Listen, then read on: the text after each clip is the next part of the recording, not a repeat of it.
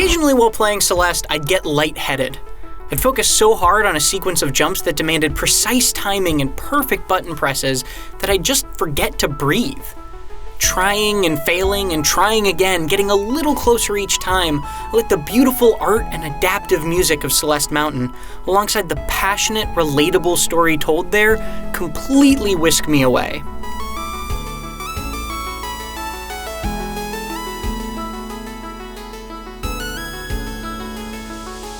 Celeste is surprising in so many different ways. From the moment I took my first jump, I fell in love with the satisfying way its protagonist Madeline feels to control.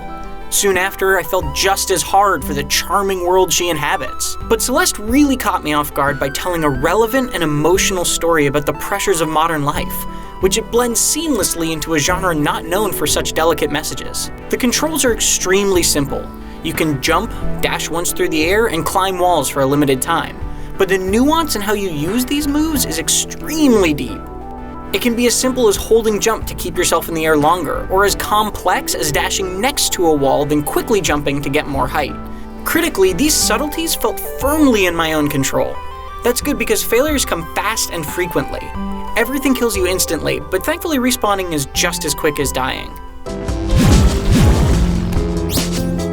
Similar to Super Mario Odyssey's focus on Cappy, every part of Celeste's design revolves around Madeline's dash, and each level plays with it in consistently exciting and surprising ways.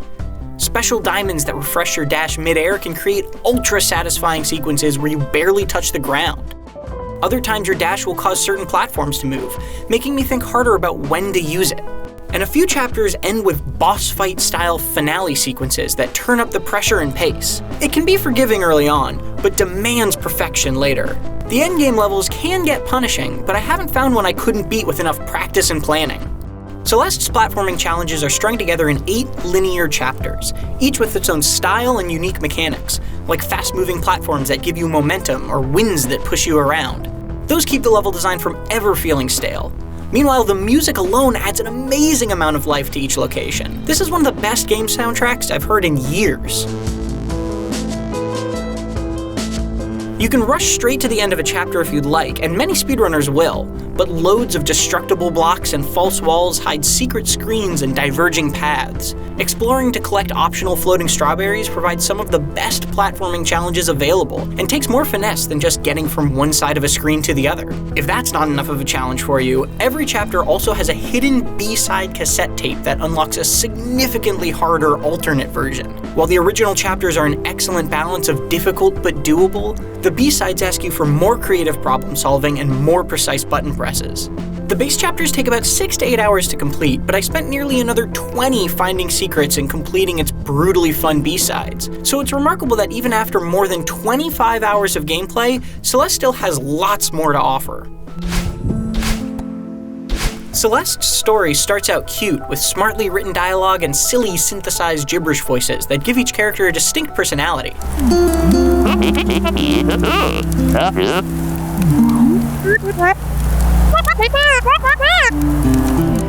But while that sets Celeste up to be lighthearted, it actually tackles some very down-to-earth subjects. Hidden under this challenging platformer's adorable exterior is a game about depression and anxiety. It's a hauntingly modern tale about being anxious and unhappy and not really knowing why. But Madeline's story is fundamentally a hopeful one. It's also about facing the parts of yourself that scare you and learning to understand them instead of running away. None of these messages felt heavy-handed, and Celeste blends its story beautifully into the arcadey game that houses it, making me feel for its characters without ever forcing me to. There aren't many games out there that feature candid discussions about what depression feels like, and I certainly wasn't expecting it from a pixelated platformer where you collect flying strawberries. Even though the story feels like a core part of Celeste, people who just want the white-knuckle platforming and none of the emotional baggage can easily skip every cutscene. Alternatively, an assist mode can be turned on for people who want to experience the story but can't make it up the mountain on their own. But the strength of Celeste's story and the honest, creative way it tells it by default transformed this game from simply being one of the best platformers I've played in years to one of the most important as well. Celeste is a surprise masterpiece.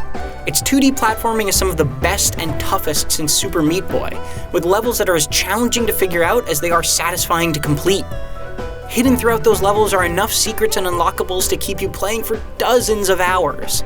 But the greatest triumph of Celeste is that its best-in-class jumping is blended beautifully with a meaningful and sincere story, making it an incredible game even when your feet are planted firmly on the ground. For more on Celeste, you can see us play through the first 9 minutes, or watch us explore both the A and B sides of its first 2 chapters.